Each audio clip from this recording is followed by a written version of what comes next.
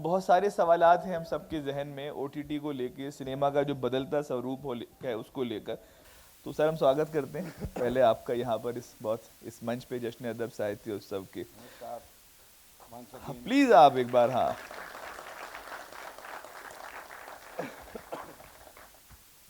जाहिर है कि आपने भी एक बड़ी मकबूलियत हासिल की, और हम ये भी जानते हैं कि बॉबी देओल साहब को जिस तरह की चीज़ें या जिस तरह के करेक्टर आप सप्लाई कर रहे थे उस फिल्म के अंदर, तो उस पर भी हम बात करेंगे बिल्कुल। लेकिन पहले हम ज़रा कुछ बुनियादी बातों पर आते हैं। कहानी का हम जिक्र कर रहे हैं कल से, कहानी हम तक पहुंच भी रही है।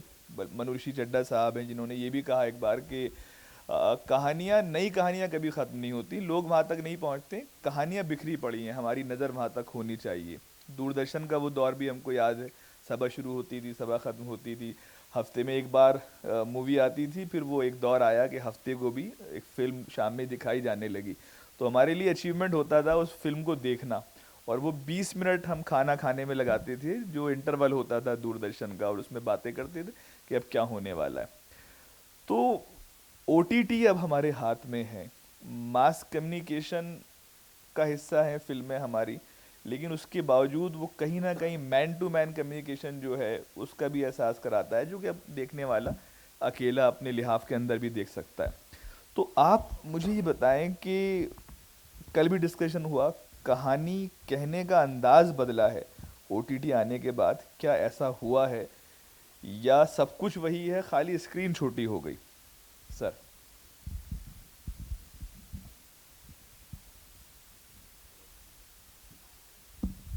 हेलो, ठीक है। आपको आवाज़ आ रही है भाई? सो थैंक यू जी। जश्न अदब कल्चर कारवां में मुझे इनवाइट करने का ये न्योता दिया आपने। So I thank you all and thanks for coming. शुक्रिया।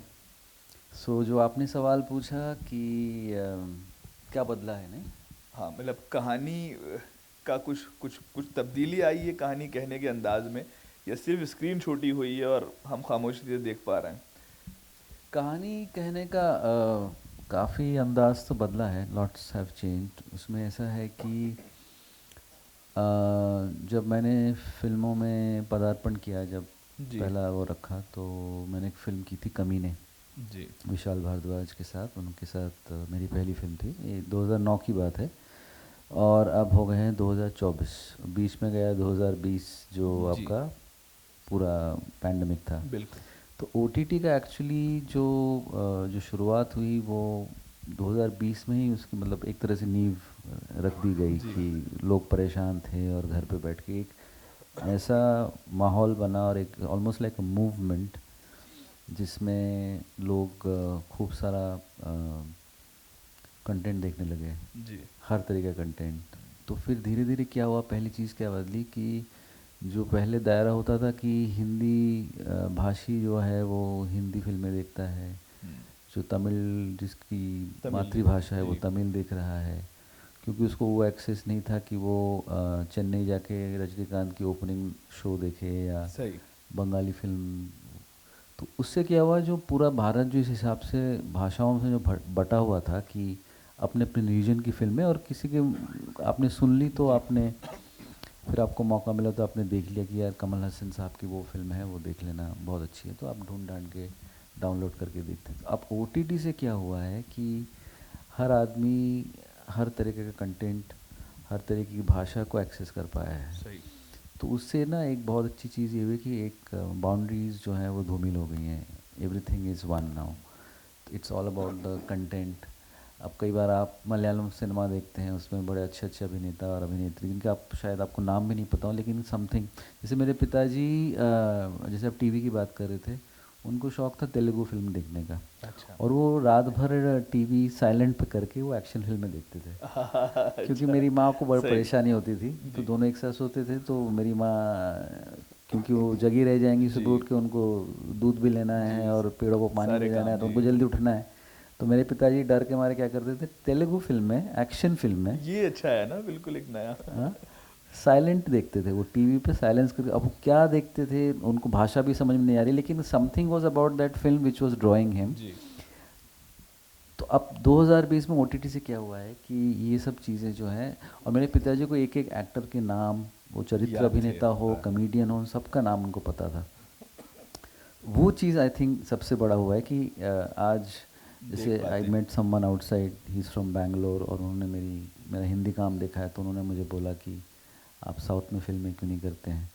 तो ये जो चीज़ें हुई हैं कि जहाँ पे हम लोग हर भाषा की फिल्में उसमें बनने भी लगी हैं और लोग देखने लगे हैं। देखने तो आई लगे। थिंक सबसे बड़ा चेंज तो वो हुआ है कि आज हम एक मलयालम सिनेमा जो है वो इट्स हैज़ रिजन, उभर के उभर आया है, कर और आया है, लोग बिल्कुल।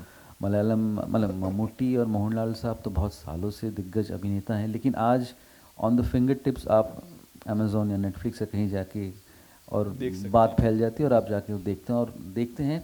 तो उससे क्या हो, एक कंपटीशन भी हो गया है कि अब जो अच्छा होगा सबटाइटल के साथ वो हम आगे आएगा। देखेंगे, वो आगे आएगा, वो चाहे हिंदी हो, वो कश्मीरी हो, या मलयालम हो, या उड़िया हो। तो वो एक चीज़ आई थिंक हुई है मेरे हिसाब से। दूसरा क्या है कि फ़िल्मों में क्या होता है, फ़िल्में 1.5 2 घंटे 2.5 घंटे की होती है, या कई बार 3 घंटे की फिल्म होती है, तो एक सीमित समय में आपको एक पूरी कहानी कहती है। तो उसमें क्या होता है, कई बार ना हिंदी फिल्मों में एक हीरो हीरोइन ऐसे बढ़ जाता है कि हीरो का स्क्रीन टाइम 3 घंटे में 2.75 घंटा है, बाकी 15 मिनट में सब आप गुत्थम गुत्था कर रहे हैं। चरित्र का ना वो जो ग्राफ ठीक से कई बार नहीं बन पाता है, जी। क्योंकि वो आपको 3 घंटे में उतना ही कहना है। तो उससे क्या होता है, कई सारे अच्छे अभिनेता चरित्र अभिनेता नाम से दब जाते हैं, उनको बना दिया जाता है कि आप विलन हैं, आप भाई का रोल करेंगे, आप बहन बनेंगी। तो एक्टिंग प्रावस में उसका जो वो चीज़ एक बदली है बदल कि जाती। क्योंकि एक शो जब उसको जैसे आश्रम हो गया या कोई भी तो एक 8 9 घंटे का अगर शो है, तो उसमें दूसरे किरदारों को भी उतना ही मौका मिलता है बिल्कुल। खेलने का, जो पहले फिल्मों में नहीं मिलता मुश्किल था, था। कम मिलता था। तो वो एक चीज़ मुझे लगता है अभिनेताओं के लिए इवन एक ग्राफ मिल जाता है एक्ट करने का, क्योंकि आप 8 घंटे का एक शो है, या उस 8 घंटों में आपको करीबन 2 2.5 घंटे आपको भी खेलने को मिलते हैं। तो आपको क्योंकि कई बार होता था फिल्मों में करते हुए, आप कैरेक्टर ग्राफ शुरू होता है और जब तक पता चलता है काम ख़त्म हो जाता है, वो दम तोड़ देता है वो चरित्र। जी। तो शोज़ में ये ओटीटी में आई थिंक हुआ है। तब्दीली आई और है। बहुत साल पहले सतीत रे उन्होंने कहा था कि हमारे देश की जो ऑडियंस है वो इतनी जागरूक नहीं है, क्योंकि उन्होंने कहा था 50s में कि तब तो ओटीटी वगैरह नहीं था, तो कितने लोग अब बंगाल में क्या था कि फिल्म देखने का एक, क्योंकि मैं भी जब बचपन में मेरी माँ हाथ पकड़ के फिल्म देखने ले जाती थी, तो मैंने ऋत्विक घटक और तपन सिन्हा और सतीत रे की फिल्में बड़े पर्दे पर काली पूजा में हम लोगों ने मैदान में बैठ के सर्दियों में देखी है दिल्ली में। जी। वो प्रोजेक्टर पे चलता था। अच्छा। तो और फिर मैंने अंधा कानून भी देखी है, मेरे मामा जी के हाथ पकड़ के हम लोग शीला थिएटर या दिल्ली के दूसरे थिएटर में मैंने अंधा कानून भी देखी है, तो बहुत ही छोटा था, मिस्टर इंडिया। तो ऑडियंस ना वो एक तरह की फिल्में देखने की फिर आदी हो जाती है। तो आई थिंक वो भी एक चीज़ है ओटीटी से बदला है। कि थोड़ा स्वाद मिला है दूसरी चीज़ों का, तो उससे हम लोग को भी बहुत जो आर्टिस्ट हैं उनको भी बहुत मौका मिलता, फ्रीडम मिलता है कहानी कहने का। जी। अच्छा, हम एक दौर तो ऐसा आया मनु सर फिल्मों का कि सिर्फ और सिर्फ शहर नज़र आता था, और अभी ये भी आता था कि आहिस्ता आहिस्ता हीरोइन 15 मिनट तक वो बाहर की दरवाजे से अंदर कमरे तक पहुंच रही हैं और आधे घंटे में वो एपिसोड ख़त्म हो गया। सीरियल के अंदर ये हुआ। हमें बड़ी परेशानी होती थी कि हमारा गांव जो है, हमारी बुनियाद जो है, वो चीज़ें हमारी फिल्मों से गायब हो रही हैं। और रोमांस भी एक ऐसा रोमांस हो गया है जो बिल्कुल आसमानी रोमांस है, जो शायद आम जिंदगी में मुमकिन नहीं है। तो ओटीटी के बाद हमने ये देखा कि वो तमाम चीज़ें हम मिस करते थे, और उसके लिए कभी कभी हम पुरानी फिल्में देखते थे। मदर इंडिया को निकाल लिया हमने, या रोमांटिक फिल्में भी देखनी है, तो वो तब्दीली आई है अब कंटेंट वाइज। आपको क्या महसूस होता है? महसूस तो बहुत अच्छा होता है। देखिए, सिनेमा और ओटीटी में एक बहुत ही जायज़ सा फ़र्क है। सिनेमा आपको फैंटेसी की दुनिया में ले जाता है, जो लोगों तक पहुंचा, जिसे हम सो कॉल्ड कमर्शियल सिनेमा बोलते हैं। ओटीटी में जो सबसे बेहतरीन चीज़ हुई है वो ये हुई है कि मुझे मेरी कहानी कहनी है और मैं ये लिख रहा हूँ और आप सुनिए और फिर एक प्लेटफॉर्म तैयार करिए। जो एक ख्वाब होता था वो बहुत अच्छे से बाहर निकल कर आया है। जैसे ओटीटी में कहानी कहना जो है, कहानी का एक फ़र्ज़ होता है, आप एंगेज करिए। कहानी का फ़र्ज़ होता है कि जो भी उसमें आप कहना चाहते हैं उसको सही मायने में पहुंचाइए। यू नो, एक कम्युनिकेशन होता है, एक ब्रिज ऑफ अंडरस्टैंडिंग होती है between listener, viewer, story teller और उनके बीच में एक रिश्ता कायम होता है। वो बहुत खूबसूरत तरीके से चल रहा था, चल रहा है और चलता रहेगा। लेकिन फिर पंचायत आता है ना, वो आपको जोड़ देता है। फिर गुल्लक आता है, वो आपको और तरीके से जोड़ देता है। मिर्ज़ापुर आता है, थोड़ी गालियां देता है लेकिन वो भी जोड़ देता है। तो इसका मतलब हम एक अहम पार्ट भूल गए थे फैंटेसीज के चक्कर में और हीरोगिरी के चक्कर में। हीरो, हम इन शोज़ में भी हीरो होते हैं। तो वो चीज़ें जो आई हैं कि मुझे मेरी कहानी कहनी है, उसे ओटीटी ने बहुत अच्छे तरीके से निभाया है। लेकिन अच्छा और बुरा ये हमेशा होना चाहिए। सिर्फ अच्छा होता रहेगा तो भी बोर हो जाएंगे। तो बुरे की भी बहुत सपोर्ट होती है। तो कुछ कहानियाँ अच्छी हैं, कुछ कहानियाँ बुरी हैं, पर ओटीटी ढेर सारा कंटेंट अब आपको दे रहा है। थोड़ा सा डर भी लगता है, थोड़ा सा लगता है कि यार अब आप यही करते रहोगे क्या। मैं अपनी बात ही करूं तो मेरा दिमाग जो स्टोरी टेलिंग में या क्रिएटिविटी में 100% तो कभी नहीं लगा, 70 लगता था, तो अब 30% जो है वो रील्स खा जाती हैं यार। तो जो सेटिस्फेक्शन 1.5 घंटे की फिल्म देख के मिलती थी या 2 घंटे 10 मिनट की फिल्म देख के मिलती थी या कभी कभी शोले जैसी 3 घंटे की देख के मिलती थी, अब वो 30 सेकंड में भी मिलने लगी है। तो ऑडियंस को बहुत माल मिल रहा है, एक बिज़नेस चल रहा है, एक बिज़नेस मॉडल है। लेकिन ये बिज़नेस मॉडल चल इसी रहा है कि क्योंकि कहानियाँ थिएटर और सिनेमा हॉल, मैं थिएटर से कह रहा हूँ रंगमंच, उनके साथ ज़्यादा जुड़ी हुई थी। तो अभी लगता है कि वैसा कुछ मिलेगा जो हमने अपनी फेवरेट सिनेमा में देखा या हमने फेवरेट स्टेज पर किसी परफॉर्मेंस में देखा, उसको ढूंढने के लिए ऑडियंस लगी हुई है और ओटीटी पे दबा दबा के काम चल रहा है। मतलब फैक्ट्रीज खुली हुई हैं। बिल्कुल, मैं इसी नुक्ते पे आना चाह रहा था थिएटर के ताल्लुक से। जाहिर है पहले थिएटर जाहिर है गली गली मोहल्लों में होता था, पूरे स्टेज लोग ग्रुप बना के करते थे। उसमें तो कमी आई, जाहिर है कि अब ऑडिटोरियम बहुत महंगा हो गया, 30-40 हज़ार रुपये खाली आपको ऑडिटोरियम हायर करने के लिए चाहिए। तो वो जो ग्रुप्स थे कहीं ना कहीं कमज़ोर पड़े। ठीक है, कुछ डेडिकेटेड ग्रुप हैं जो लगे हुए हैं।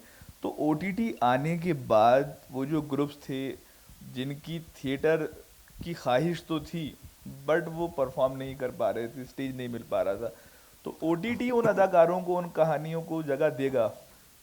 देगा नहीं, दे रहा है। दे बहुत रहा से एक्टर्स जो हैं मसरूफ़ हो गए हैं, मतलब उनके पास बहुत सा काम है, सब एक्टर्स काम कर रहे हैं। और धीरे धीरे वो जो स्टारडम वाला चक्कर था ना कि एक स्टार पर डिपेंडेंट है एक इंडस्ट्री, वो नहीं है अभी। ये एक बड़ा चेंज है। कंटेंट और जो एक्टर्स होते हैं उनको समझा जाता है, और अगर वो अच्छे से किरदार को निभा रहे हैं तो उनको उतना ही महसूस किया जाता है जितना सो कॉल्ड स्टार्स को किया जाता है। अगर हम स्टार का नाम लें तो किसी शो का एक अच्छा एक्टर अच्छे सीन करके भी उतना स्टार बन जाता है। ये ओटीटी के फैलावे से हमको मिल रहा है। अच्छा है यार, मतलब मैं अपनी बात ही करूं, मैंने कम ओटीटी किया है लेकिन जो भी किया है उसमें मुझे अच्छा लगता है। मैं अपनी बात कहूं तो मैंने जब अमेज़ॉन ने कदम रखा तो उनका सबसे पहला शो था इनसाइड एज, जो एक्सेल ने बनाया था, क्रिकेट की ज़िंदगी पे था। तो वो मैंने किया और जब मुझे मिला भी तो वो पंकज त्रिपाठी ने छोड़ा था क्योंकि वो फुकरे 2 कर रहा था। तो ये लोग मेरे पास आ गए, तो मैंने पंकज को बोला भी मजाक में, मैंने कहा यार तू छोड़ता रहा कर काम, है ना। तो मुझे काम वो मिला और पहले तो मैंने ये पूछा गुरु से और अंशुमन से कि बॉस एक बात बताओ, ये आएगा कहाँ, यूट्यूब पे आएगा क्या? क्योंकि हमने ईगो नहीं, पर हम टेलीविज़न नहीं कर पाए जी, क्योंकि थिएटर किया तो ऐसे लगता था कि थोड़ा एक्टर की तरह ज़िंदगी बिताएं, मज़दूरों की तरह ना बिताएं, है ना। कि ये क्या यार 16-16 घंटे तुम काम कर रहे हो और एक काम भी क्या निकल के आ रहा है कि घर में मौत हो गई है पर मेकअप उतना किया हुआ है, मतलब कहीं उदासी नहीं है, और कोई सीढ़ी से उतर रहा है तो म्यूज़िक बज रहा है और वो सीढ़ियों से उतर ही रहा है, यू नो। एक नागिन है तो कुछ चल ही रहा है। तो वो सब चीज़ें देख के थोड़ा खौफ होने लगा कि यार ये टीवी में क्या कर रहे हैं। साड़ी पहन के सो रहे हैं। हाँ, साड़ी पहन के सो रहे हो, साड़ी पहन के उठ रहे हो, मतलब कुछ है ही नहीं। और साड़ियों का काम खूब चल रहा है, मतलब ओटीटी ने साड़ियों का काम लेकिन कम करवा दिया होगा बॉस। चंदन, ये एकदम अभी समझ आया बोलते बोलते। ऐसे में लगता था कि यार टीवी ना करें, अगर मजबूरी होगी तो करें, या टीवी ना करें तो बेहतर होगा। पर टीवी एकदम जायंट हो गया, मतलब क्योंकि सास भी कभी बहुत ही ऐसा हिट हुआ कि अब तो लगने लगा कि यार टीवी कर लें तो फटाफट घर बन जाएगा अपना खुद का। पर नहीं कर पाए, वो किस्मत में नहीं था। सिनेमा शुरू हुआ तो मसला वही है, कहाँ बह गया यार मैं, क्या पूछा था तुमने? चलिए मैं सानिया साहब के पास आता हूँ। जी, तो वो एक बड़ी अहम बात कही, स्टारडम ये जो था वो कहीं ना कहीं ये लगता है कि ख़त्म हुआ। बीच में तो ये लग भी रहा था कि हाँ, जिस तरह से लगातार जो बड़ी फिल्में बड़ी फ्लॉप हो रही थी, फिर ये है कि जवान आई, वो लोग कहने लगे, वो वापसी हुई, तमाम चीज़ें हुई। शाहरुख खान ने एक बात कही थी एक इंटरव्यू में, और उनसे किसी रजत शर्मा ने शायद मजाक में पूछा कि आपने कहा था कि मैं आखिरी सुपरस्टार हूँ, तो उन्होंने कहा अब तो पूरी दुनिया कहती है कि मैं लास्ट सुपरस्टार हूँ। वो एक ह्यूमर था, लेकिन मुझे लगता है कि शायद कहीं ना कहीं वो उसकी दूरअंदेशी भी थी कि इस भीड़ में कंटेंट की, अदाकारों की, लगातार लोग अच्छी अदाकारी कर रहे हैं, 2-3 लोगों पे फिल्म नहीं टिकी हुई, तो वाकई स्टारडम की वापसी आपको लगता है मुमकिन है, या ओटीटी से कोई स्टार निकल कर आएगा और जो इन बड़े स्टारों की जगह लेगा? आप दोनों से मेरा सवाल। मुझे तो लगता है कि स्टार तो आते रहने चाहिए, सिनेमा के साथ एक जुड़ाव होता है ना। ये जो खाली सीट्स हैं, जब हम बैठे हैं, हम अपने दिल की बात कह रहे हैं, ये खाली सीट्स नहीं होंगी। इंडस्ट्री को पैसे से भी देखें आप, कमर्शियल भी है वो। जो स्पॉट बॉय होता है वो सुपर हिट फिल्म्स के बनने के बाद, हिट होने के बाद एक अपना घर ले पाता है। क्या बात मैं है, जो बहुत फिल्में जरूरी बनाते हैं, है। हम जो जिन फिल्मों में काम करते थे, उनसे कोई मैंने एक फिल्म की थी, फंस गए रे ओबामा, बहुत अच्छी फिल्म थी, बहुत पैसा कमाया प्रोड्यूसर ने। तो उस समय 2 फिल्में लगी जो उतर गई, एक वेलकम थी और एक एक थैंक यू थी, और एक जीते हैं शान से विद लाइक बिग स्टार्स। तो हम लोगों ने काम किया था बिल्कुल थिएटर मानसिकता से। सुभाष कपूर डायरेक्टर, दोस्त है, चलो भाई काम करते हैं। तो एक अचानक किसी ने प्रेस में एक वो थोड़ा मज़े लेने वाला सवाल होता ना कि मनु जी कैसा लग रहा है आपको, 2 बड़े बड़े स्टार्स की फिल्में आपने फ्लॉप करा दी। उस सवाल के लिए मैं तैयार ही नहीं था, यू नो। मैं तब भी ऑटो से ही पहुंचा था वहाँ जहाँ हमारी स्क्रीनिंग थी। तो जब उन्होंने पूछा तो मैंने कहा नहीं यार, अच्छा नहीं लग रहा है, क्योंकि इनकी फिल्में हिट होंगी तो स्पॉट बॉय का घर बनेगा, है ना। तो वो होना चाहिए, वो एक जो मेस्मराइज करके रखते हैं स्टार्स, वो होना चाहिए। मैं खुद हो सकता हूँ, है ना। अब मेरे लिए एक्टिंग की कला की कदर करना, कला को जिंदा रखना, उसके लिए मैं कहूँगा कि मेरे फेवरेट एक्टर्स कौन है, वो है। लेकिन स्टार तो मतलब अब ऐसा थोड़ी ना है कि आप बीवी से बहुत ऑनेस्टी से मोहब्बत करते हैं तो किसी सुंदर लड़की को देखेंगे भी नहीं यार। ये सब मीडिया सुन लें प्लीज। हाँ, मैं आर्ट की कदर करता हूँ। मैं चंदन रॉय सन्याल की, हम तब से जानते थे जब हम बेवकूफ़ बनते थे। मैं, चंदन और दीपक डोबरियाल, हम तीनों को एक 5 स्टार होटल में गाड़ी भेजकर एक प्रोड्यूसर बुलाता है और हम जाते हैं। वो कहता है ये कहानी है, आप ये रोल कर रहे हैं, मनु जी आप ये रोल कर रहे हैं, दीपक डोबरियाल जी आप ये रोल कर रहे हैं। हम तीनों खुश होते हैं, वो हमें एक घड़ी दे देता है ये मेरी तरफ से, और हम और खुश हो जाते हैं। और हम आते हैं और कहते हैं यार ये करेंगे, वो करेंगे, ऐसा करेंगे, मनु कहानी तो अच्छी है। फिर बुलाता है, ये बुलाने का सिलसिला कुछ 1 साल तक चलता रहा। फिर एक दिन चंदन ने बोला कि भाई तू रोज़ बुलाता क्यों है, काम क्यों नहीं देता, साइनिंग अमाउंट क्यों नहीं देता, क्योंकि सबको किराया भी देना था। वो हमसे मज़े लेता था यार बुला के। तो अब ये सब चीज़ें भी याद है तुमको, है? हमें रोज़ हर महीने वो 15-20 दिन में बुलाता। उसका शौक था एक्टर्स को बुला के बातें करना, आओ बॉस क्या खाओगे, there's a story I want to tell and I think Manu you can write that script. What a writer. Chandan after कमीने, आफ्टर ओए लक्की लक्की ओए, आफ्टर ओमकारा, हम तीनों लोगों ने इंतज़ार किया। तो हम तीनों को, मैं चंदन के बिहाफ पे भी बोल सकता हूँ और यहाँ दीपक डोबरियाल के बिहाफ पे भी बोल सकता हूँ कि हमें ये पता चल गया था कि हमारी कदर तो करते हैं लोग, लेकिन बाज़ार में पैसा लगाने के लिए हम भी चाहेंगे कि भैया शाहरुख पे लगाओ, जब तक बजट कंट्रोल ना हो। वो दिन भी आया, फंस गए रे ओबामा मुझे लेकर लीड रोल में बनी, दूर के दर्शन मैंने लीड रोल में करी, उन्होंने अच्छा पैसा कमा के दे दिया। मतलब 100 रुपये लगाएं और आप 150 कमा के ले जाएं, बहुत अच्छा है। पर 100 लगा के 1000 कमाने के लिए शाहरुख खान ही चाहिए, सलमान खान ही चाहिए, आमिर खान ही चाहिए, और उससे अच्छा भी लगता है। इंडस्ट्री में पैसा आता है और उस पैसे को अच्छे तरीके से फिर बांटा जाता है ना? जी आप बताएं कि आपको नहीं लगता कि अब आपने जो स्टार किड्स हैं उन्हें एक्टिंग करने पर मजबूर कर दिया? हाँ मतलब पहले तो बड़ा आसान था जुल्फ़े लहराना, हालांकि जिम अब भी जा रहा है, और कभी कभी तो मैं बड़ा परेशान होता हूँ कि ये बहुत पॉपुलर नाम है लेकिन इसकी कोई फिल्म तो आई नहीं अभी तक, और ये ऑलरेडी चर्चित चर्चा में है। तो आपने मेहनत तो करनी सिखा दी कहीं ना कहीं आपकी जो। आई थिंक इसका इसका सेहरा ऑडियंस को ही दूंगा। अच्छा। जो दर्शक है वो ही माई बाप है। दर्शक आप देखेंगे तो इट्स लाइक वो क्या बोलते हैं, डिमांड एंड सप्लाई ना। जी। ऑडियंस जब तक देखना चाहेगी, ऑडियंस का भी रहता है ना कि अरे ये फलाने स्टार हैं, उनके बेटे कैसे दिखते हैं, उनमें भी एक जिज्ञासा, एक आतुरता रहती है कि तो उसकी वजह से पहला फिल्म या पहला इंतजार रहता प्रोडक्शन है का एक उसका। रहता है हाँ, कि सही। इन साहब के साहबजादे आ रहे हैं, क्या बहुत करने बड़े, वाले हैं। हाँ क्या करने वाले हैं, तो ऑडियंस को वो रहता है। तो पहला एक I think that connection is more of like at a human level कि जी। ये बहुत बड़े सितारे हैं, इनके बेटे या बेटी क्या करेंगे देखते हैं हम। तो वो लेकिन वो उतना ही रहता है। उसके बाद क्योंकि मेरे काफ़ी दोस्त हैं जो बड़े बड़े एक्टर्स के बेटे हैं या कोई उसकी साहबजादी हैं, कोई कुछ है, कोई मतलब फिल्म से इंडस्ट्री से रिलेटेड भी काफ़ी दोस्त हैं मेरे जो, और मैंने उनका भी स्ट्रगल देखा है, मैंने उनका भी देखा है दिल टूटते हुए, क्योंकि उनके भी जैसे अब सचिन तेंदुलकर साहब हैं, अब उनके बेटे जो हैं या जो जितने बड़ा सितारा उनके घर में पैदा होना भी कई बार आपके लिए बहुत एक चैलेंजिंग हो जाता है। चैलेंजिंग हो जाता क्यों हो है गए? क्योंकि आपको पहले ही बेंचमार्क यहाँ पे हाँ, है। सही हम मान लीजिए कि हम दिल्ली से आए हैं, बंगाली परिवार से, करोल बाग से, नाटक करते हुए, ये करते हुए, तो everything was a positive for me, like every little step I टूक कि किसी अगर मैं इंग्लैंड चला गया नाटक करने 3 साल, तो वहाँ पे भी मेरे लिए सब कुछ गेन था। मेरे लिए कुछ सामने वहाँ कुछ पहुँचना नहीं था कभी, एक वो नहीं था। लेकिन उनके लिए कि बचपन से देखना अपने माँ बाप को एक ओहदे पे हैं वो लोग, वो बहुत बड़ा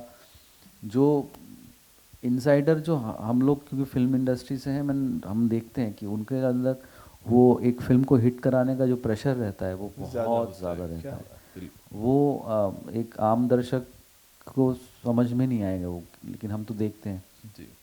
हमारे लिए वो प्रेशर उतना नहीं है क्योंकि everything is you gaining every day. और आज क्योंकि OTT से हम जैसे और एक्टर्स को भी काफ़ी काम मिला है, शोहरत मिली है, तो वो एक बहुत बड़ा प्रेशर बनता है। और उनको भी पता चला है कि अभिनय करना ज़रूरी है, वो सीखना भी ज़रूरी है, और लोग कर भी रहे हैं।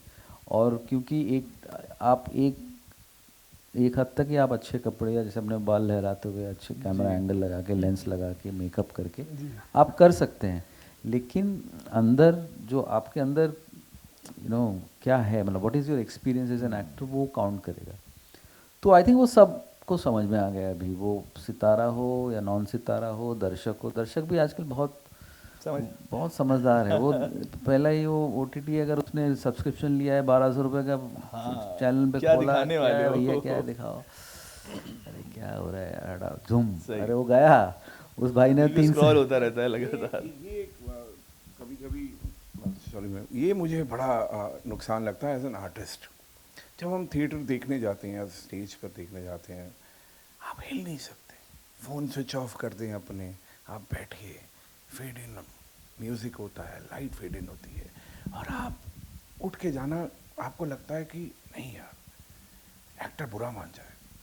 क्या बात। सिनेमा हॉल में भी यही होता है, अंधेरा कर दिया जाता है, स्क्रीन की लाइट होती है और बस काम शुरू।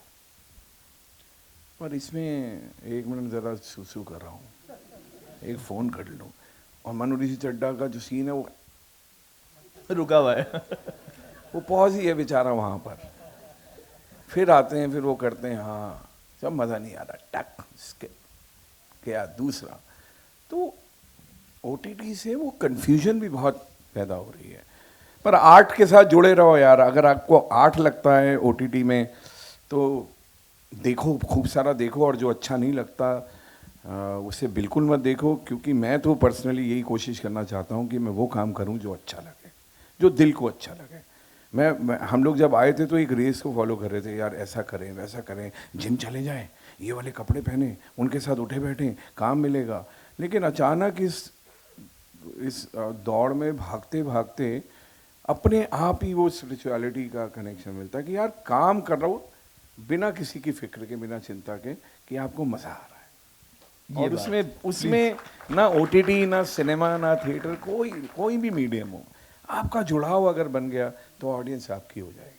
कई लोग मुझे मिलते हैं, और मैं एक और बहुत बड़ा प्रेशर है इस दुनिया में एक्टर के ऊपर, चंदन आप भी मानते होंगे, कि पीआर करवाओ, पीआर करवाओ, पीआर करवाओ। तो क्या करें? रणवीर सिंह जैसे कपड़े पहनो, एयरपोर्ट पे आओ, रील्स में दिखो। वो सब बीमारियां हमने नहीं पाली।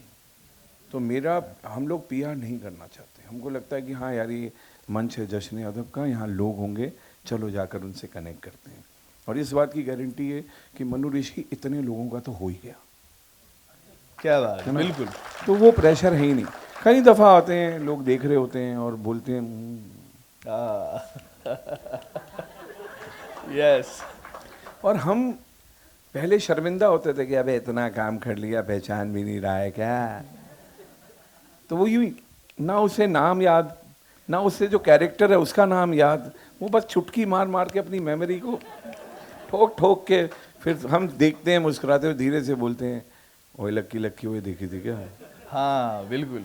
बंगाली है। हम उसी पे आएंगे अब तो सर। वो सब चीज़ें होती हैं। तो अब कोई बात नहीं, बनने दो, अच्छा है। क्या बात। एआई आने वाला है, काम सब यही आएगा, 1 to 1।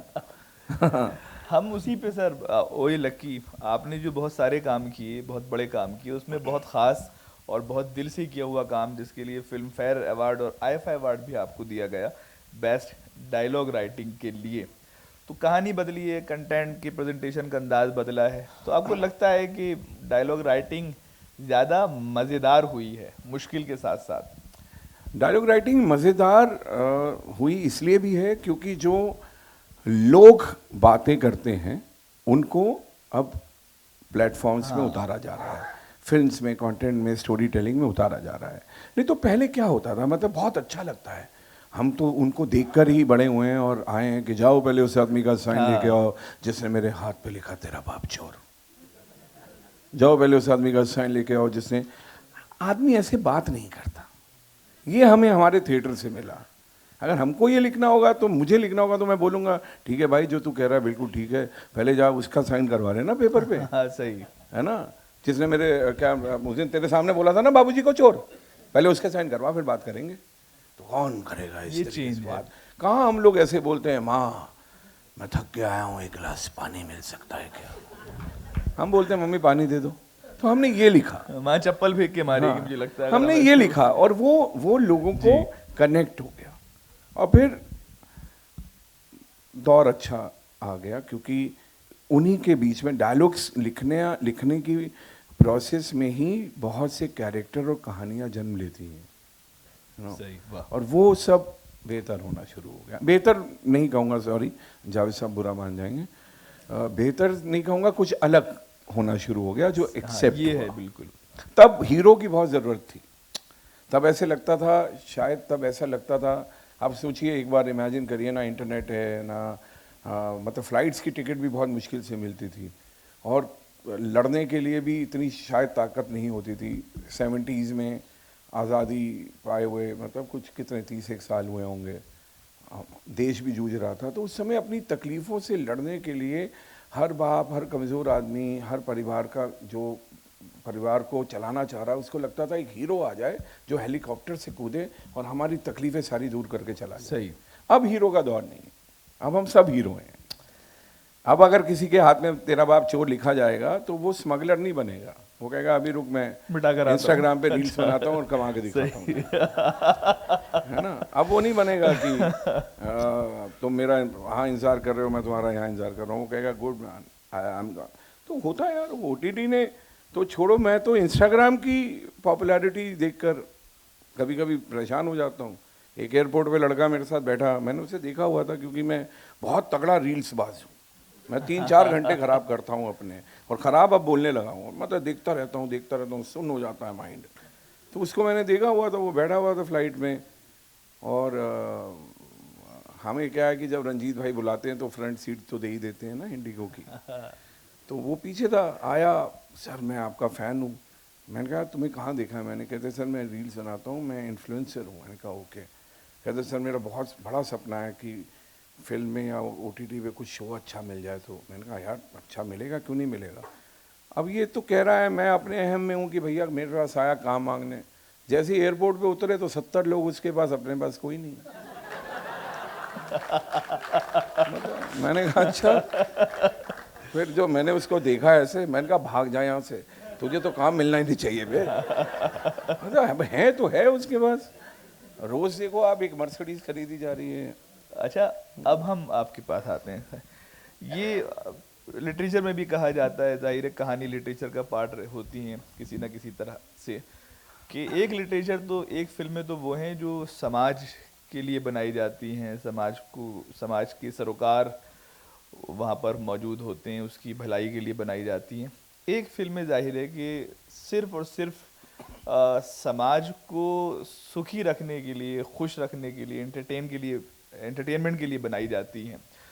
तो OTT में भी जाहिर है ये दोनों चीज़ें मौजूद होंगी। एक वो कंटेंट है जो आपको खुश कर रहा है, फैंटेसी की तरफ लेके जाता है, एक वो है जो आपकी इश्यूज़ पर बात कर रहा है। तो अब बदला है, अब ज़्यादा इशू बेस्ड हुआ है कंटेंट, या अभी लगता है कि नहीं दोनों चीज़ें हो रही हैं? आई थिंक दोनों चीज़ें ही हो रही हैं। OTT से ये फ़ायदा ये है कि जैसे मैंने कहा कि अभी सब एल्गोरिदम पे चलता है। अगर आप जी किसी तरह का कंटेंट देखते हैं तो आपको नेटफ्लिक्स हो, अमेज़ॉन हो या कोई भी ऐप हो, आपको उसी तरह की ढर्रे की चीज़ें जी। आपको खुद ही मुहैया करा देता है कि आपने कल एक्शन फिल्म और आप कॉन्स्टेंटली एक्शन फिल्म देख रहे हैं, तो वो आपको खुद ही उस तरफ ले जाता है कि आप ये देखिए, अब आप वो जी देखिए। तो इससे एक्चुअली फ़ायदा ये होता है कि फैंटेसी भी बनती है। तो यू विल सी नो कि आप जब एक नेटफ्लिक्स का ऐप खोलते हो उसमें लिखा होता है कि action, fantasy, drama, romance, documentary, biography, you know, war. Ji.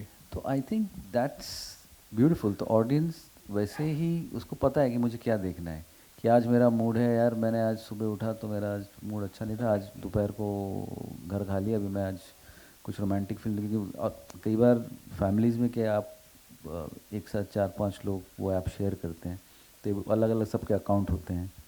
So I think सही। फैंटेसी भी उतना ही है और वॉर भी उतना ही है, डॉक्यूमेंट्रीज भी उतनी है, बायोग्राफी। तो हर, और इससे ये खुल गया कि हर तरह के ऑडियंस के लिए एक जॉनर है जो आप। और दोनों ऑडियंस बुरा भी कहती रहती है एक दूसरे को, नहीं ये वाला सही है, वो नहीं ये वाला सही है। हाँ, और एक्चुअली अभी कोई भी फिल्म या शो हो ना, वो 2 दिन में उसकी नियति तय हो जाती है कि ये कितना अच्छा है कहाँ और जाने कितना वाला बुरा है, है। सही। वो व्हाट्सएप के फैमिली व्हाट्सएप ग्रुप्स हो या सोसाइटी का व्हाट्सएप ग्रुप हो या स्कूल का हो, वो यूं फायर की तरह होता है। तो उसके लिए आपको PR, और ऑडियंस बहुत समझदार है, उनको आप PR एयरपोर्ट पे दिख के या कुछ करके ऑडियंस का दिल नहीं जीत सकते आप। सही। हाँ, बहुत अच्छी बात है। वो ऑडियंस खुद ही, उसको पता है, बहुत जागरूक ऑडियंस है और उनको पता है कि कौन कितने पानी में है, और वो खुद ही ढूंढ के, जो अभी मनु पहुंचती है, भाई ने हाँ किया ये कि यार बड़ी। ये जो चीज़ है ना, ये एक अच्छी चीज़ भी है कि हाँ। वो कोशिश कर रहा है। जी। और कई बार बहुत बड़ा आदमी है जिसके सामने 70-80-100 लोग हैं, वो उसको क्रॉस कर जाता है सही। कि उसके लिए रुकता नहीं है। लेकिन एक आदमी ज़िंदगी में आपके पास आके रुक रहा है और वो सोचने की कोशिश कर रहा है कि मैंने आपका कुछ देखा था, आप बताइए ना वो कहाँ, ऐसा था, हाँ वो था। सही। तो इसका मतलब है वो, क्योंकि इतना ओशन ऑफ टैलेंट, इतना ओशन है, सागर है इतना कंटेंट का, उसमें से हाँ कुछ तो उसकी, मनु भाई की एक चीज़ कुछ अच्छी लगी होगी जो उसके अंदर घर कर गई है, जो उसको ढूंढने की कोशिश कर रहा है। I think it's a very positive thing, और वो होता है। सही। तो I think audience is the king now days. सही। तो अब हम आखिरी हिस्सा है हमारा, और एक थोड़ा सा संजीदा सा, जिस पर आमतौर पे हम सवाल करते हैं। अच्छी बात यह है कि लोग एक दूसरे से पूछते हैं, अब वो वाली सीरीज़ देखी तूने, वाली सीरीज़ देखी तूने, देखी तो मुझे शेयर कर दियो, मुझे लिंक शेयर कर दियो। इस तरह की बातें सोसाइटी में होने लगी OTT के ताल्लुक से। वल्गैरिटी, या हम गालियों पर भी आएंगे, मुझे लगता है कि ये शायद हर सोसाइटी के लिए अलग हो सकती है। जो वल्गैरिटी का तस्वुर है वो हर सोसाइटी में मुख्तलिफ हो सकता है। एक दौर था मंटू जैसे बड़े राइटर को जेल जाना पड़ा और ये बताना पड़ा कि नहीं मैं वल्गर नहीं हूँ, जो सोसाइटी में नज़र आ रहा है वो मेरी कहानियों में नज़र आ रहा है। तो एक बड़ी बहस तो है। अच्छा, अगर कुछ वल्गर कंटेंट है भी तो वो मुझे लगता है कि बिल्कुल बराह रास्त एकदम से सोसाइटी पे असर नहीं करता। कंटेंट किसी ना किसी शक्ल में सोसाइटी को बदल तो रहा है, एक बात। दूसरी बात यह है कि पान पे खड़े हुए दो दोस्त जो लगातार गालियां बक रहे हैं, उनको पोर्ट्रेट करने के लिए उनकी ज़बान से गालियां तो निकलवानी होंगी, वरना बहसें एक थिएटर आर्टिस्ट या फिल्मों के ताल्लुक से एक डायरेक्टर या एक screen play writer screen writer के ताल्लुक से हम कहीं ना कहीं धोखा तो कर रहे हैं। तो आप दोनों हजरात को ये कैसा लगता है कि इसको किस तरह डिफाइन किया जाए? सोसाइटी को, ये लोग बैठे हुए हैं, कुछ लोग सवाल भी उठाते हैं गालियों पे, इन चीज़ों पे, इन्हें कैसे समझाया जाए? गाली देना बुरी बात है। गाली सुन कहीं लीजिए पे, सब। गाली कहीं पे भी ना दें, ना पान की दुकान पे खाते दें, ना फिल्मों में खाते दें। जी।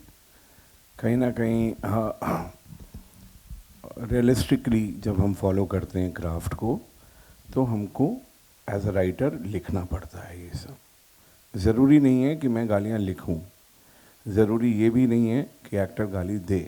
कभी कभी ये ज़रूरी हो जाता है, एक भेड़ चाल के चलते, मैं भी मिर्ज़ापुर का हिस्सा हूँ, कि मिर्ज़ापुर में खूब गालियाँ दी, खूब मज़ा आया लोगों को, तो मज़ा आया ना, तो फिर अगले किसी शो में भी गालियाँ दो और मज़ा लो। तो ये सिलसिला चलने लगता है, which is not a correct thing. I believe in this thing कि गाली देकर एंटरटेन करना करेक्ट नहीं है, अगर हम इसको आर्ट फॉर्म मानते हैं। लेकिन क्योंकि हम रियलिस्टिक सिनेमा के साथ या रियलिस्टिक ओटीटी की किसी स्टोरी के साथ जुड़े होते हैं, या वहाँ पर हमें लिखना पड़ता है। लेकिन जल्दी ऐसा लगता है कि गालियाँ समाज से हट जाएंगी और फिल्मों से भी, ओटीटी से अच्छा, आपको वाकई लगता है गालियाँ सोसाइटी से हट जाएंगी, सोसाइटी से हट जाएंगी, क्योंकि बहुत अवेयर हो रहे हैं लोग। यू नो, जिस गाली को मैं देता था, तब, अब मैं अपनी बात करता हूँ, जिस गाली को मैं देता था और मुझे पता ही नहीं चलता था, ऐसे लगता था जैसे हेल्पिंग वर्ब है, यूज़ कर लिया, कोई बात नहीं। और मैं दे रहा था तो मेरी बेटी ने तो मुझे टोक दिया कि माय गॉड पापा, खून निकल आता है कान से, and I felt that thing. देखिए, हम बदल रहे हैं और वो बदलाव सिर्फ ओटीटी की जिम्मेदारी नहीं है, सिनेमा की जिम्मेदारी नहीं है। आपको, हमको, सबको आसपास माहौल में, स्कूल में बच्चों को बोला जा रहा है, बताया जा रहा है। देखो कितनी कमाल की चीज़ें, हम गालियाँ देते रहें और एक अंग्रेज़ी में बोलकर निकल जाता है कोई, फक आई डोंट केयर, तो वो नहीं लगती गाली। तो अगर या तो ये हो कि गालियाँ बंद हो जाएं, या फिर गाली दो लोगों को पता ना चले, तो उनके बीच में कोशिशें पूरी जारी हैं। और मेरे बड़े पापा, मेरे ताया जी, हम लोग पंजाबी हैं, वो बहुत कमाल की बात बोला करते थे कि गाल कहंदी तो मनु मुँह कट, मैं तेनू शहरों कटांगी। कि उनका मानना था कि गाली खुद कहती है कि तू मुझे मुंह से निकाल, मैं तुझे शहर से निकलवा दूंगी। तो गाली को सोच समझ के बोलना चाहिए और गालियों को कम भी बोलना चाहिए, but again you know, demand, supply, ये सब चीज़ें। तो मेरा मानना ये कि ऑडियंस को विरोध करना चाहिए बहुत अच्छे तरीके से, और रियलिस्टिक सिनेमा के जितने भी ठेकेदार हैं, चाहे मैं हूँ, चाहे अनुराग कश्यप है, हम बोलते रहेंगे कि हम तो देंगे गालियाँ, आप भी देते हो। तो सिनेमा में गालियाँ अपने आप बंद हो जाएंगी अगर आप देनी बंद करोगे तो मैं किसी भी तरीके से ये नहीं कह रहा कि सिनेमा में गाली देना गलत है, मैं कह रहा हूँ सोसाइटी में गाली देना गलत है। तो जो सोसाइटी में गाली दे रहा है वो सिनेमा में भी देगा। सोसाइटी में जो भी आप करेंगे वो सब सिनेमा में किया जाएगा, क्योंकि that complete thing is a part of realistic world and we have to, it's our responsibility to create realistic cinema. No, हम तो नहीं आपको बोल रहे कि आप में से एक लड़का उठे और 28वें फ्लोर से कूदे और एक लड़की को बचाए। हम तो कह रहे हैं भाई, ग्राउंड फ्लोर पे जो है वही लड़की के साथ बदतमीजी ना करे। सही। तो सिनेमा इस तरीके से भी देखा जाएगा। गालियाँ लेकिन गलत हैं, मतलब देनी नहीं चाहिए। सानिया जी, आखिरी सवाल आपसे, फिर हम इसे क्लोज करेंगे। हमने गालियों के साथ साथ ये भी, एक ज़माना था राजेश खन्ना जैसे ही मुमताज़ के करीब आते थे तो घर के बड़े में बाहर भेज देते थे, तुम जाओ। अब चीज़ें चेंज हो गई हैं, पेरेंट्स को बाहर भेज दिया जाता है कभी अरे साथ देखते हैं बैठ के। कोई नहीं चेंज हुआ, कुछ चेंज नहीं हुआ है साहब, मतलब कतई चेंज नहीं हुआ है। अभी हो क्या गया है कि सबके पास अपने अपने फ़ोन ओटीटी हैं, ठीक है। अभी वो परिवार वाला खेल ख़त्म हो गया कि चलो सब लोग सिनेमा देखने जाएं। पापा बोलते थे कि ये वाला फिल्म पारिवारिक सिनेमा है, हम देखने जाएंगे, है ना। और अभी लोगों ने अपना अपना कंटेंट देखना है, सब अलग हो गए हैं। 2 कमरे के घर में 4 लोग अगर रह रहे हैं तो चारों के पास अपना अपना लैपटॉप है, अपना अपना फ़ोन है, सब अपना अपना देखते हैं। लेकिन अगर टीवी देख रहे हैं और बीच में कोई सीन आ जाए तो भैया सबके शरीर जो है ऐसे अकड़ जाते हैं कि हम हैं ही नहीं,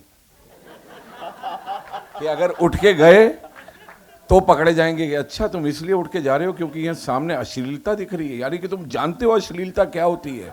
हम मुकर ही जाते हैं, हम जानते ही नहीं। पापा ऐसे, बच्चे ऐसे, बीवी ऐसे और सब। तो that is such a innocent thing also. आ जाता है सीन, लोग देख लेते हैं। मतलब जी सानियल साहब, तो आप बस आखिरी यही कि जाहिर है चेंज आ रहा है, आहिस्ता आहिस्ता बहुत सी चीज़ें बदल भी गई हैं, हमारा फिल्में देखने का तरीका ही बदल गया है। और बड़ी अहम बात यह है कि आप दोनों हजरात का ताल्लुक़ दिल्ली से है, आपकी तालीम ज़ाकिर हुसैन कॉलेज से, आप ज़ाहिर है चांदनी चौक, तो आप यहाँ से मुंबई पहुँचे। बस आखिरी सवाल ये कि बड़े स्टार से मुराद वही कि जो पॉपुलर स्टार है, जो लोगों के करीब है, उसके लिए मुंबई आना ज़रूरी है या पुणे आना ज़रूरी है, या आपको लगता है कि नहीं अब जो है अपने इलाके में रहकर भी हम अच्छा सिनेमा के बना सकते हैं?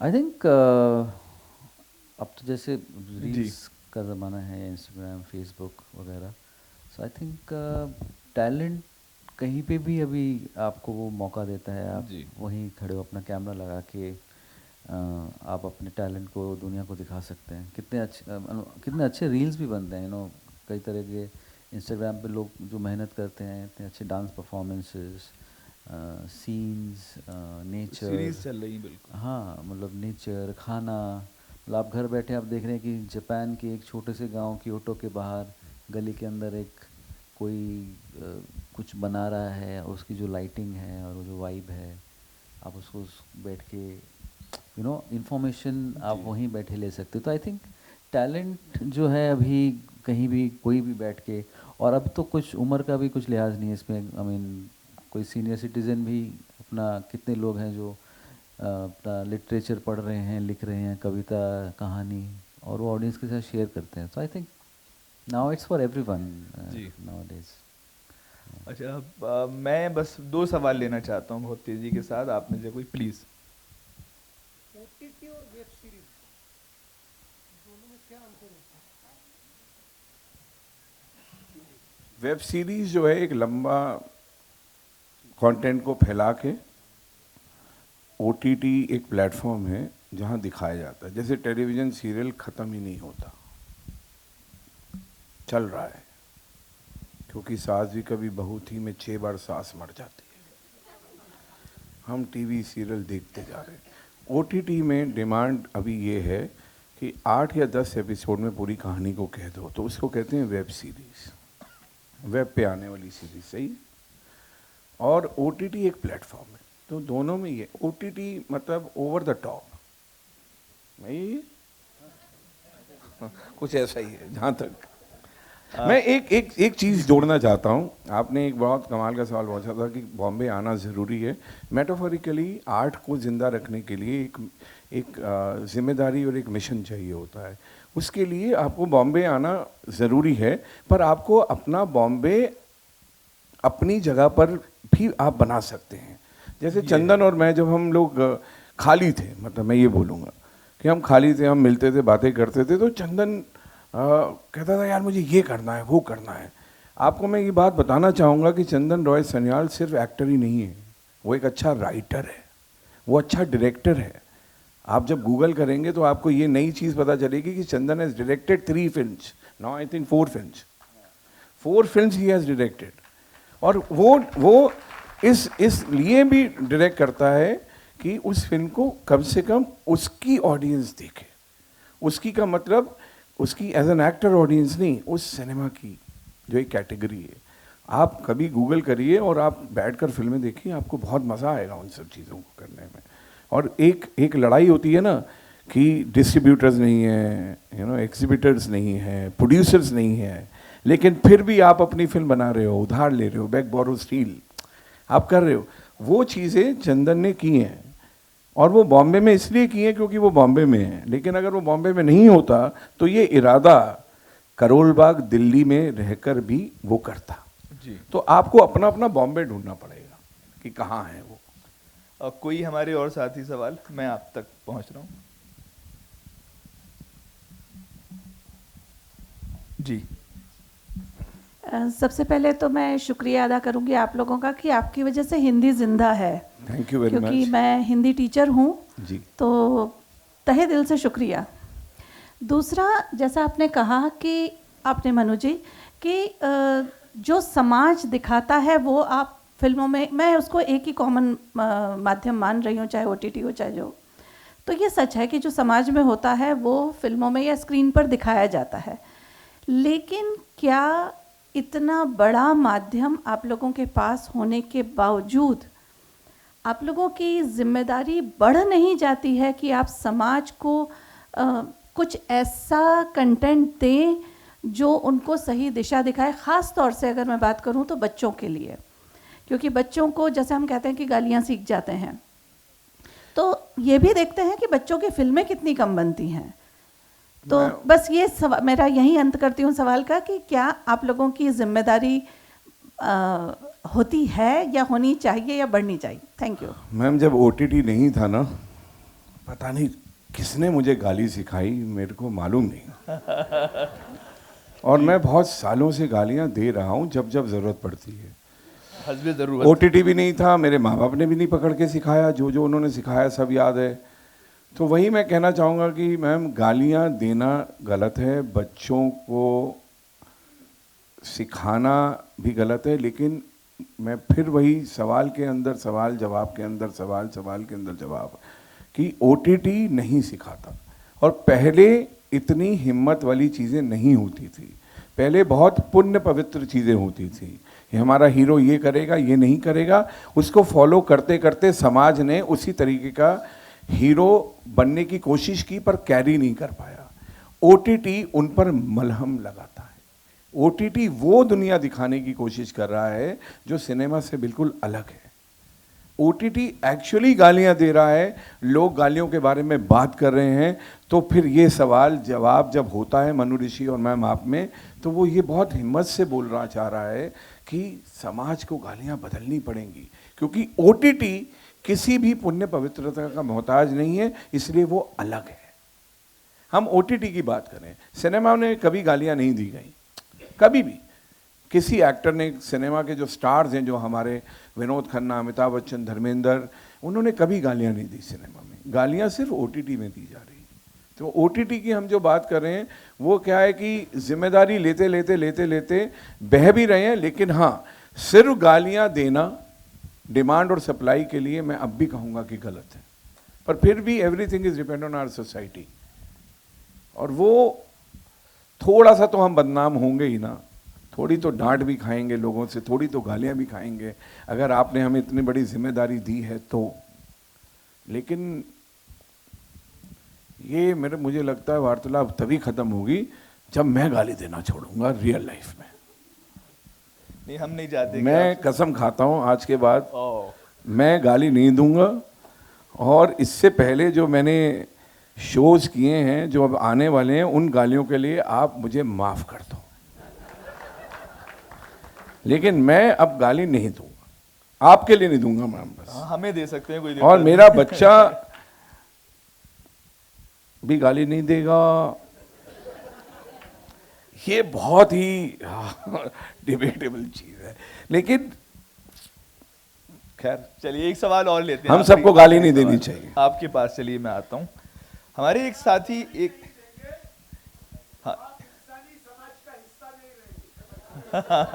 नहीं, हमारे एक दोस्त तो कहते हैं thank you sir, thank you sir. 5 minute पहले वाले मनु ऋषि के लिए, पर मैं सच में अब गाली नहीं दूंगा। लीजिए प्लीज। Hello sir. अच्छा, मैं अपने बारे में एक बात बताऊं। ओटीटी में तो लिखा हुआ होता है इसलिए गाली देनी पड़ती है, पर मैंने अपने जीवन में, अपने जीवन काल में, जब जितनी भी मेरी उम्र है, मैंने कभी भी गुस्से में और झगड़े में किसी को गाली नहीं दी।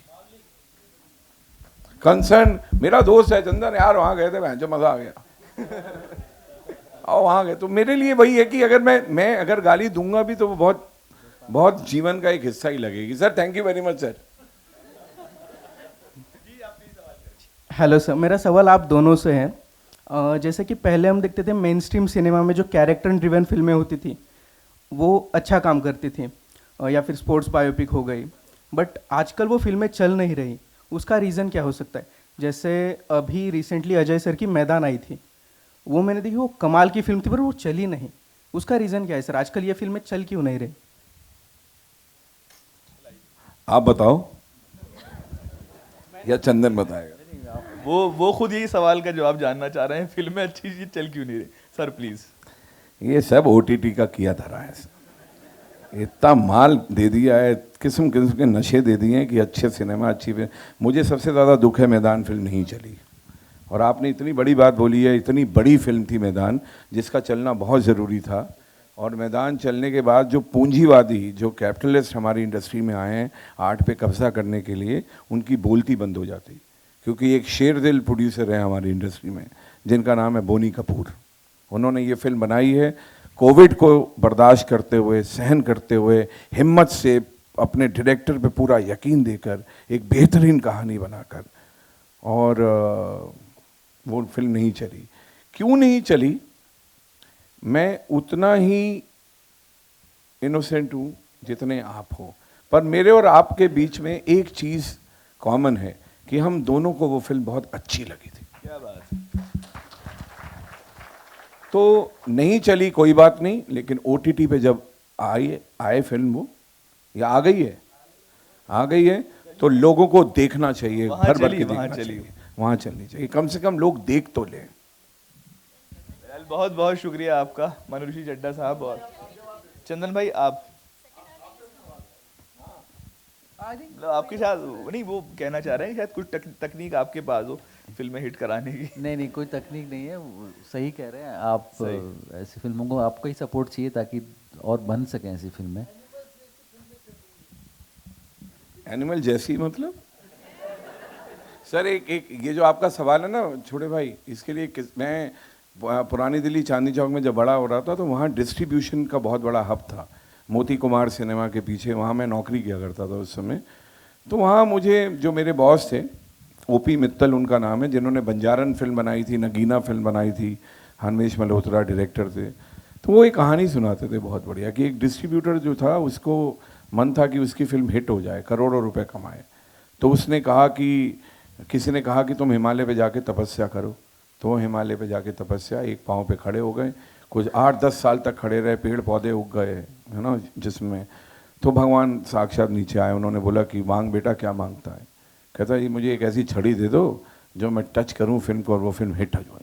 कहते बेटा ये छड़ी तो हमने ऑडियंस को दे रखी है, कुछ और मांग ले। क्या बात, ये वाह। चलिए बहुत बहुत शुक्रिया आपका। हमारे साथ थे मनु ऋषि चड्ढा साहब और चंदन राय सानियाल साहब।